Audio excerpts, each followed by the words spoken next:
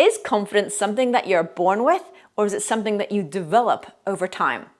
I'm Sarina Mann, and I love talking about confidence. And I'm going to reveal the unlikely answer to confidence from an unlikely candidate. These answers are unlikely because it's not often something that we think about. And I'm an unlikely candidate because I grew up with high levels of anxiety and had panic attacks until my mid-20s. I was not a confident person. Yet today, I'm a confident person and even a confident public speaker. So you may be thinking at this point, what are these unlikely answers to confidence? Unlikely answer number 1, shift your focus from yourself to others. This goes against the grain. So much advice is based about thinking about yourself and how great you are and how confident you are, but this doesn't actually help in most cases.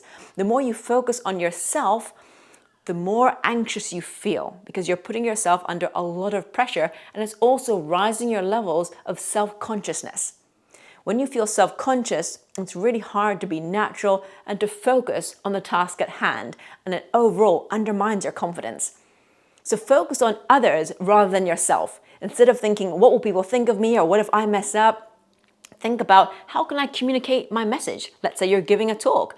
Then think about your message and your audience. Or perhaps you're walking into a crowded room. Instead of thinking of yourself and what will people think of you, think about, how can I communicate to others? How can I find out about other people in the room today? So shift your focus from yourself to others, reduce your levels of self-consciousness, then you'll feel much more confident. Unlikely answer to confidence number 2. Allow feelings of fear to arise in your mind without the need to fight them or push them away. Here's an example. Let's say you're about to deliver a talk and you start to feel panic. Instead of pushing those feelings away, thinking, no, not now, I can't panic, which actually creates more panic and more tension, relax, accept that you're feeling that way. And when you accept those feelings in a relaxed way, believe it or not, they will subside. Give it a go and find out for yourself. Unlikely answer to confidence number 3, feeling connected. There are 2 types of connection that I'm going to talk about. The first is feeling connected with yourself. Sometimes in life we can feel like we have to be and act like someone else.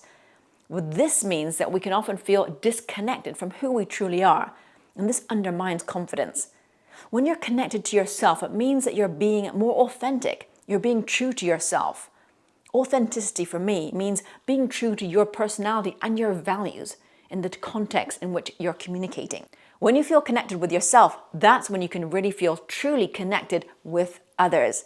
And when you feel connected with others, you have a sense of belonging. You have a sense of community. You have a sense of safety.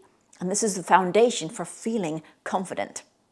So there's a huge relationship between human connection and feeling confident. The opposite, of course, is feeling isolated. And I think we all know what it feels like to feel isolated. And one of those characteristics is you don't feel very confident because you feel alone.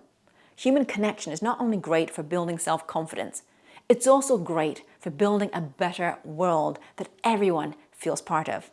So there you have it, 3 unlikely answers to confidence from an unlikely candidate.